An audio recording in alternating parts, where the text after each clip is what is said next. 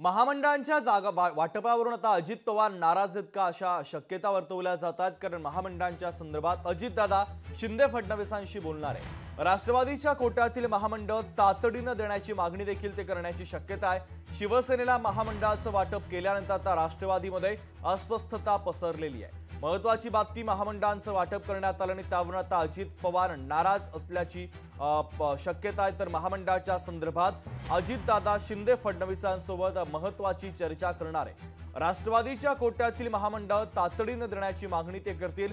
शिवसेनेला महामंडळाचं वाटप केल्यानंतर राष्ट्रवादीमध्ये मात्र अस्वस्थता पसरलेली आहे।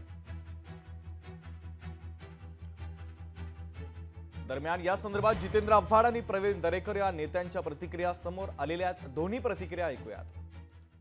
आवश्यक महामंडळाचं वाटप नुकतंच झालं, अजितदादांच्या पार्टीच्या हाती काही लागलं, पुन्हा नाराज जाऊ द्यावं, त्यांच्या हाती काय लागलं नाही, यांच्या हाती काय लागलं, आम्हाला काय करायचंय, कुणाच्या हाती काय लागलं, ते एखाद्या महिन्याचा खेळ आहे। आचारसंहिता लागल्यावर सगळं संपलं। आता जे काय करायचं ते 15 दिवसात हे सरकार करेल। पोलीस केस, ह्याची कंप्लेंट, त्याची कंप्लेंट, हा चालू आहे। 15 दिवस आहेत आता। शिवसेनेच्या शिंदे साहेबांच्या नावावर जे असणाऱ्या 3-4 महामंडळाचं वाटप झालं। अजितदादांची यादी तयार होते, भाजपची यादी तयार होते, परंतु आता त्यांची गाडी फास्ट आहे, त्यांचे आमदार थांबायला तयार नाहीत। तसे अजितदादा आणि आमच्या भाजपचे जरा सबुरीवाले आहेत, त्याच्यामुळे 2 दिवस लेट होत आहे। पण तिन्ही